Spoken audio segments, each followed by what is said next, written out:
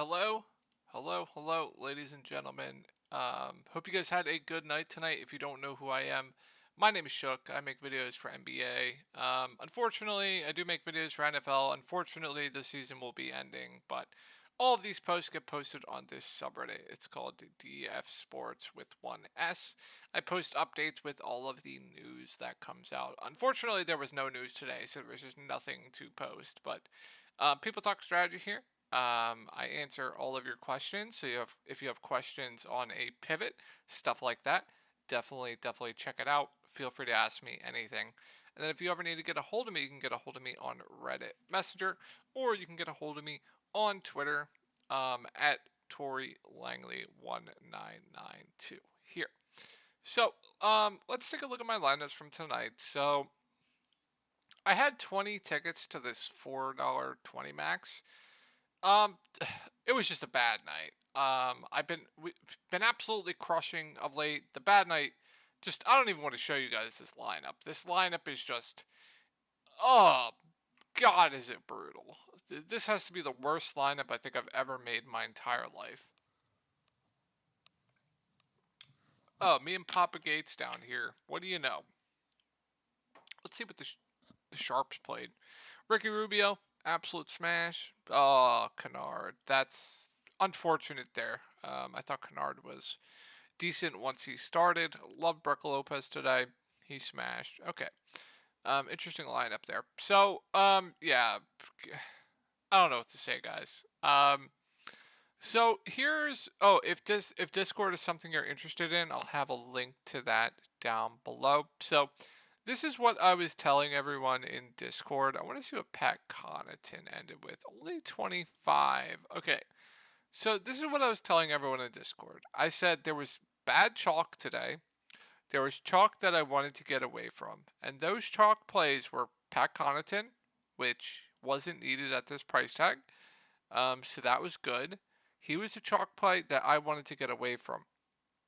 Also, the other chalk play that I really wanted to get away from was Mark Williams. I thought Mark Williams was one of the worst chalk plays on the slate. First off, risk of DNP. Second off, not going to play huge minutes. Only going to play about 18 minutes. So, what's his ceiling really? What, 25? Like, he's definitely at 30 plus. But that range of outcomes to hit a ceiling game, is he going to do that 40% of the time? I don't think so. So, that was just a fade that I felt really confident in. And I'll show you guys value plays that we were all over today. So, Kyle Lowry, I was all over today. He had negative fantasy points at half, and then he didn't play the fourth quarter. Don't understand it. He had a huge third quarter. He had 16 fantasy points in like 6 minutes. He was absolutely smashing the third quarter, and they just didn't come in the fourth. I would think if he played the fourth, he would have had a pretty decent day. So got unlucky there, but I thought he was a way better play than like Pat Connaughton at lower ownership, stuff like that. Like if you didn't consider ownership, definitely Pat Connaughton's the better play. But when you're considering ownership, I'd rather go to questionable value plays. I'd rather just get off that chalk. And another way of doing that was Isaiah Hartenstein, getting off popular Mark Williams. That worked out absolutely massively. Mark Williams was, as you guys just saw, 50% owned. Isaiah Hartenstein was only 11% owned. Basically the same exact role with no risk of a DNP. Also similar in point per minute. So these type of risks are risks that I like taking in GPPs when you have questionable value plays. Usually I'm a chalk donkey. I'll eat chalk, but I thought the chalk was very bad today. That worked out massively. And then another value play that we were all over today was Larry Nance. I don't know if you guys saw, but that fourth quarter was absolutely insane. He just went absolutely ballistic in the fourth, but he ended up absolutely smashing. I think I had in that 20 max, I had so much Larry Nance. Another example of that. Another example was Kentavious Caldwell Pope over Pat Connaughton. Basically the same price. Both have shooting guard eligibility. I believe Pekon is shooting guard eligibility. No, only shooting forward. But another example right there. KCP at 8%, Pat Connaughton at 50%. Make it make sense to me. Make it make sense. So another example of there why just get different when there's questionable chalk. Skip forward if you don't want to hear this, but let's go over my lineups now. We'll go over the core plays for today. So the core that I have for today was Kyle Lowry. He was a bust. Obviously didn't play the fourth quarter. Paul George reached value. He's okay. Or wait, did I have Paul George core? I had Brunson core. He smashed. Randall core. He was okay. Let me pull it up. Okay, it was Randall, Paul George, Jalen Brunson, Kyle Lowry. So, missed on Kyle Lowry. Paul George was meh. Randall was meh. Brunson smash. So, 1 out of 4 on the core, I'll say for now. And looking at my 20 max, it didn't go the way I wanted it to go. I can show you guys some lineups. So I was extremely high on Emmanuel quickly today. If you take a look, he was pretty much in all of my lineups today. I think I had about 80% Emmanuel quickly. You can just see he's basically in every single lineup. That ended up working out massively. He's in pretty much every lineup. That's the stand that I took. Was going pretty much 100% Emmanuel quickly, but another stand that I took was going Joe Ingles over Pat Connaughton, and as you guys saw, Joe Ingles was in like every lineup. That did not work out well. Another stand that I took was going a ton of Nikola Jokic and a ton of, I think I had a shitload of LeBron James. He was okay. Could have been better, but I was way over the field on LeBron, and I was way under the field on Giannis Antetokounmpo. But I had a bunch of Kyle Lowry, so that's what sunk me. Ended up losing about $40 in the 20 max, but it was from free tickets, so ended up being profitable because it was free money. So those are my lineups from tonight. Hope you guys had a good night, and excuse me. Let's go over this. How many games do we have? 3, 6, I believe it's 10.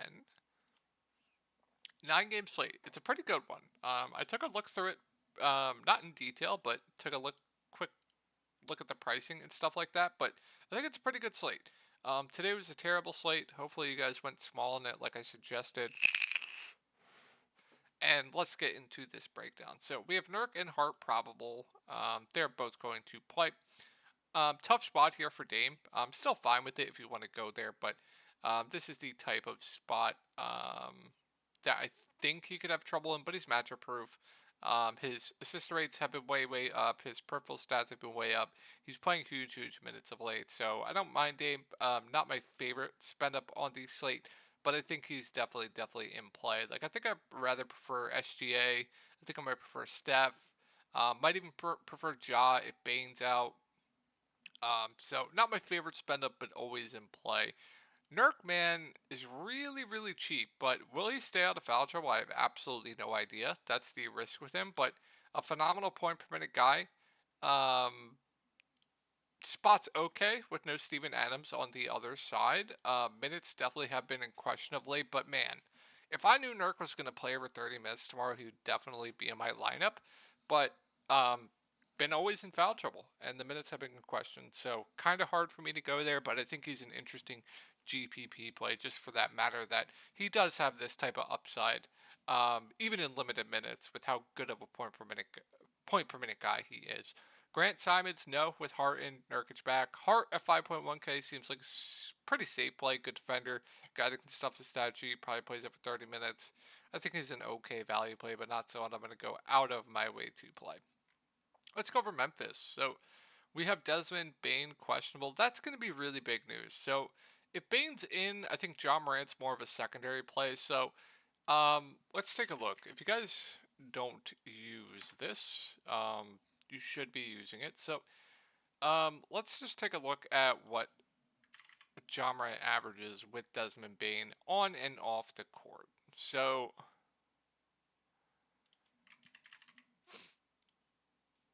John Morant averages Let's go to fantasy. John Morant averages 1.46 with Bane on the court. Now let's take him off.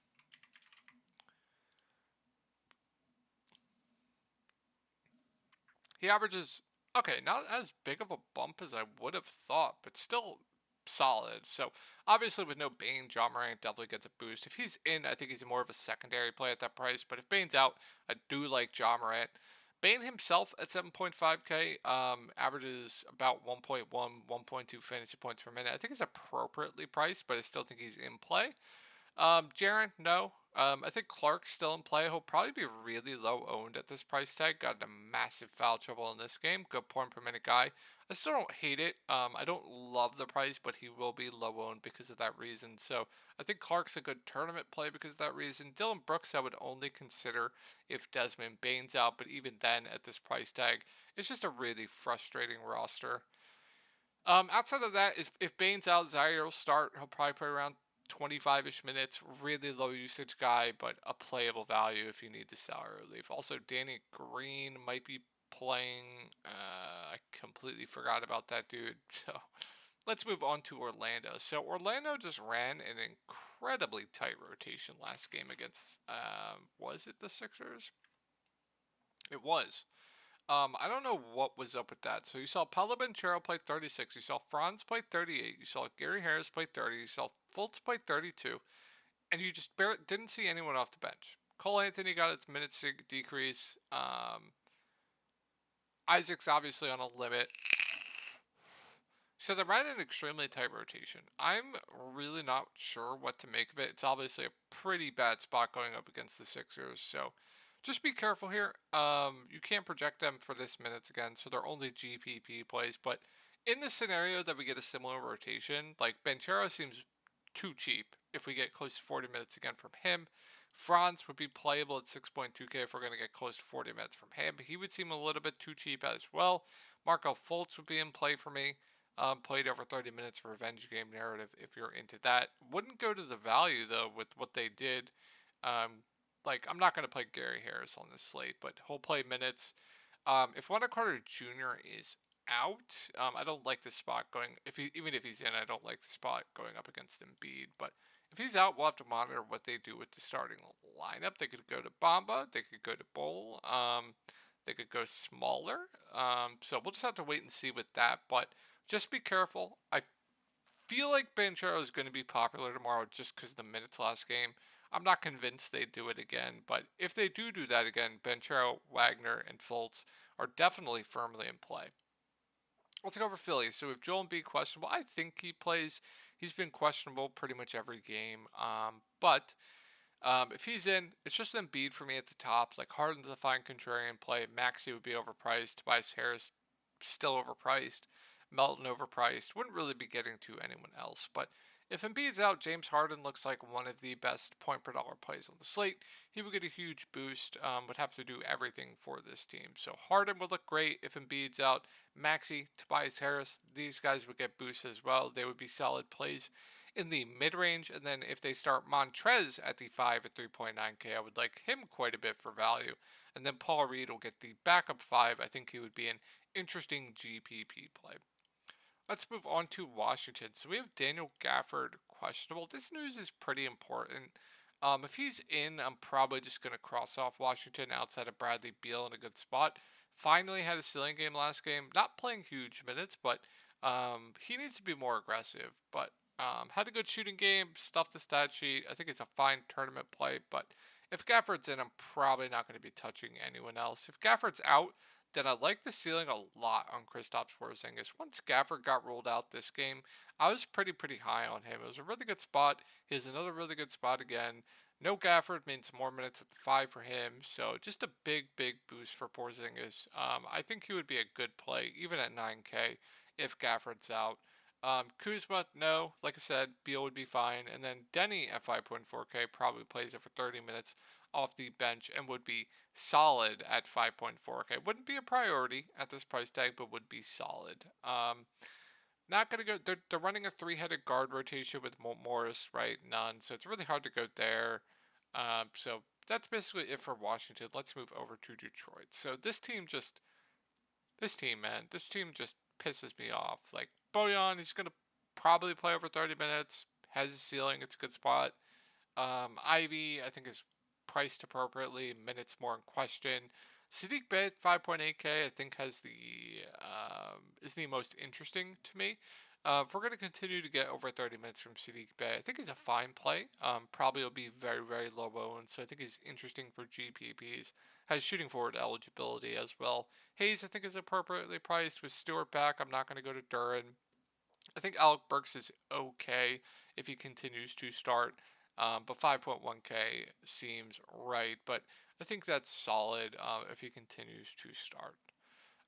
That'll be it for Detroit. Let's move on to Brooklyn. So I don't know what Brooklyn did last game, but they ran like the wildest rotation ever that I've seen in my entire life.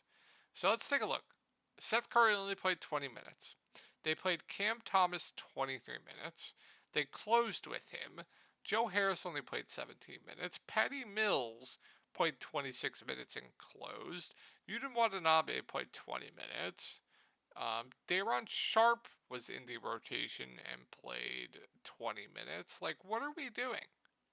So, outside of Kyrie, we do have KD, Ben Simmons, TJ Warren out. Outside of Kyrie, it's really, really hard for me to really feel confident in anyone else. So, revenge game narrative for Kyrie if you're into that. I don't like the spot though, but I still think he's a solid spend up with no Kevin Durant. Just the usage without him is absolutely insane. He's been doing a great job of stuffing these stat sheet. He's playing close to 40 minutes a night. So, like Kyrie, but really getting to anyone else is extremely, extremely hard with what they did with the rotation last game. Like, I don't understand. Like, if I knew Day'Ron Sharpe is going to play over 20 minutes tomorrow, he would be in my lineup. He's that good of a point per minute guy, but I'm not convinced. I don't know. If anyone has insight on what they did last game with that rotation, please let me know because I have absolutely no idea. So I wouldn't play Harris. I wouldn't play Seth. I wouldn't play Royce. Like, if I knew Cam Thomas was going to play 23 minutes again, I would have a lot of interest in him. But once again, I have no idea what they were doing with that rotation. So, yeah, just be careful there. Where is Brooklyn again? I want to see if they pulled Kyrie in the fourth. They didn't. So I guess it was close until that last minute. So what I will say is if you're playing 150 max, maybe sprinkle in some Sharp, maybe sprinkle in some Mills, maybe sprinkle in some Cam Thomas, and just hope they run the same rotation again. Because if they do, Day'Ron Sharpe's probably going to smash. Cam Thomas is probably going to have a good game. So, yeah, if you're a 150 max player, maybe sprinkle in some of those guys. So it's a good spot for Boston. I still don't like anyone here. Like, I think Tatum and Brown are fine contrarian plays. Like, Tatum seems priced appropriately for me at 11.1K. I think other spend ups look better. Like, I'd rather play Anthony Edwards for like $2,000 cheaper. Jaylen Brown, kind of the same thing. I will say, Malcolm Brogdon's minutes have been way up. You guys knew I absolutely loved him on this slate. Not the same. I think he's more priced appropriately, but if we're going to continue to get over 30 minutes from Brogdon, I think he's definitely in play. Robert Williams is questionable if he's out. You can consider Al Horford. Robert Williams himself, if he plays, I think is interesting. Playing over 30 minutes of game of late. Hasn't been a go point per minute guy this year, but I think that'll come back eventually. Good defender, like the spot against Brooklyn. So would have some interest in Robert Williams if he plays. And let's go over the Warriors. So pace up spot here. I think Steph looks good for GPPs. I think with Draymond at the 5, it's just absolutely really helping his potential assists. Because he'll do a lot more ball handling. I haven't really watched the Warriors games, but I feel like that would be a pretty good indication of why his peripheral. He's not going to continue to average close to a triple double, but I feel like that could be a good indication and help him with Draymond at the 5 with those peripheral stats. But he's not going to continue to average double double. But I think the peripheral stats will stay better than where they were before with Draymond at the 5. Or I could just be lost and have be completely wrong here. But I always like Steph for GPPs. The minutes are way up of late. too. And the price went down. I don't understand why. So I do like Steph quite a bit. Clay at 6.9K, just there for me. Has a ceiling if he's hitting his shots, but a pretty low floor if he's not. But once again, they're running such a tight rotation with these two guys, playing them huge minutes. So yeah, Poole, no. Draymond, if they continue to start him at the 5, have some interest. His rebounding numbers go way up with him at the 5. He still had 12 assists that game, so maybe I'm wrong on that weird take with Steph. Wiggins, no. I mean, he's safe. I don't love it, don't hate it. I'm not going to go to anyone else, though. Let's move on to Minnesota. So it's a good spot here. Well, not a good spot, but um, I want to see what the Warriors are playing pace-wise. Um, yeah, first on pace. So it's a good spot pace-up-wise. I mean, this guy's been phenomenal. Once again, Timberwolves running an extremely tight rotation as well. They're playing their main guys close to 40 minutes a game. So even at 9.8K, I still like Ant.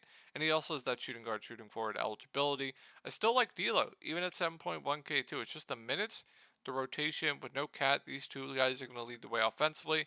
I like Gobert quite a bit as well at 6.8K. Like the spot. Again, my only worry here is with the Warriors going small, they could limit Gobert and match their size. But if Gobert plays full minutes here, I do like him quite a bit at 6.8K. Kyle Anderson seems like a safe play at 5.6K.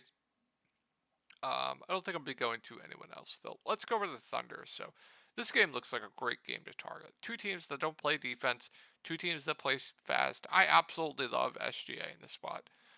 Played him last slate. He had a terrible half. Still ended with 50. Yeah, I don't know what's to say not to like about SGA. So maybe the price seems priced about right, but I really like the spot here, and he just thrives in pace-up games. So I like SGA. Giddy not playing enough minutes for me to go there, but I would definitely sprinkle some in 150 max. Jalen, no. If Kendrick Williams continues to start at the 5, I think he's a solid value, but once again, the minutes definitely not secure. But if he starts at the 5, I think that's definitely doable. Um, Wiggins, you guys saw what happened last game, so hard to go there, and then good luck trying to figure out the rest. So with Houston, we have KPJ and Jalen Green still out. I think Sengun looks like one of the better spend-ups on the slate. Got into foul trouble plus the blowout here. If this game stays close, they're running their offense through him. Mini Sabonis here has triple-double upside. Going to play huge minutes in a good spot up against Oklahoma City. I think Sengun looks great to me. I think KD Martin's a safe play. I think Jabbar is a safe play. Hear me out. Tari Eason's going to go back to the bench, but he's played extremely well. I think he's earned more minutes, and they have no offense. Who is going to be the offense here? Sure, Eric Gordon some, but Jabari? No. KJ? No. Sengun? Yeah. Who else? Knicks? No. Tai? No.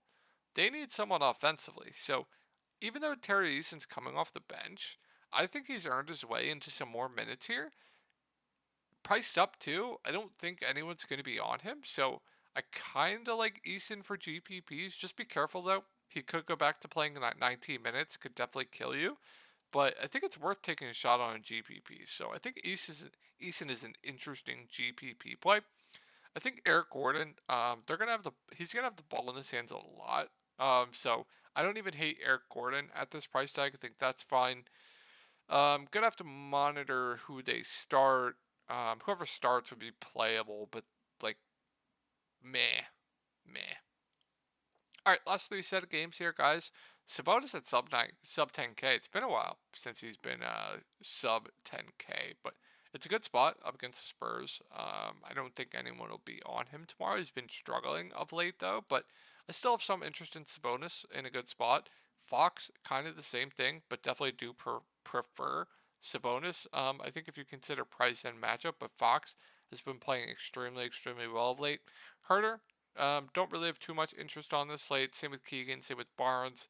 Monk, I'll mention him. He always has a ceiling. Pretty sure they closed with him last game because he was playing well. That's what you get when he's playing well. He's going to get more minutes. When he's not playing well, he'll get his minutes slashed, like here. So Monk is always an interesting tournament play to me. but definitely risky. Let's go on to the Spurs. So pricing here seems a little bit soft, but do I really want to trust Pop? Do I really want to trust Greg Popovich? I don't know. Keldon's fine at 7.2. Always has a ceiling. Been playing well of late. Trey Jones played over 30 minutes last game. He's going to play over 30 minutes. I think he makes for a safe play at this price tag. Probably gets you 30 fantasy points, which is fine at 5.6K. But the price on Pirtle, I mean, this guy's always in foul trouble. His minutes have gone down of late. Another play where if I think he stays out of foul trouble and we get 30 minutes from him, I think he's a smash. But they've gone to Zach Collins in the past. He's always in foul trouble, so just be careful there. Another situation where I'll say if he's going to play over 30 minutes, he's a smash. So just be careful there. Langford, I believe, is questionable. If he's out, Keita Bates-Diop is a solid, okay value at that price tag. And then Zach Collins will get the backup 5, probably plays anywhere from around 20-ish minutes. An okay value play. Josh Richardson probably plays 20 minutes. Fine option, does have a ceiling. I think that'll do it for the Spurs. Let's move over to Toronto. So it's a good spot here.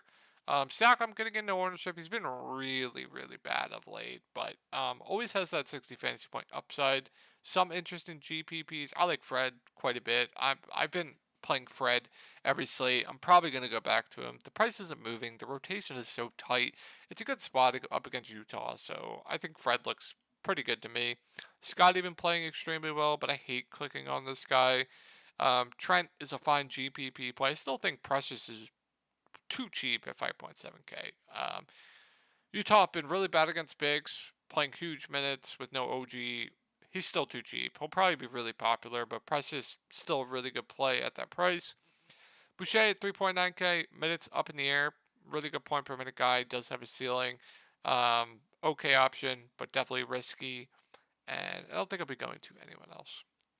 Tough spot for Utah, so Utah is going to be a cross-off for me. Let's go over to Atlanta. So I think Trae Young plays. Yeah, he's probable. So Trae, Murray, they're just fine options to me. Capella in a tough spot up against Ayton seems more like a contrarian play. Same with Collins, same with Bog with Trae back. Hunter, no. So not too much on Atlanta for me. On the Phoenix side, I like Chris Paul a lot. Once again, 8.3K is too cheap.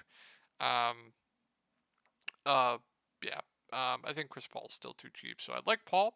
Have some interest in Ayton. Wish he was a little bit cheaper, but have some interest. Think he's solid. Bridges, he'll play huge minutes. Good defender, can get his defensive stats. Can stuff the stat sheet. I have no issue with him, but I think he's priced appropriately. Cam, no. Craig, no. I don't think I'll be going to anyone else. So, hope you guys had a great night tonight, and I will talk to you all tomorrow.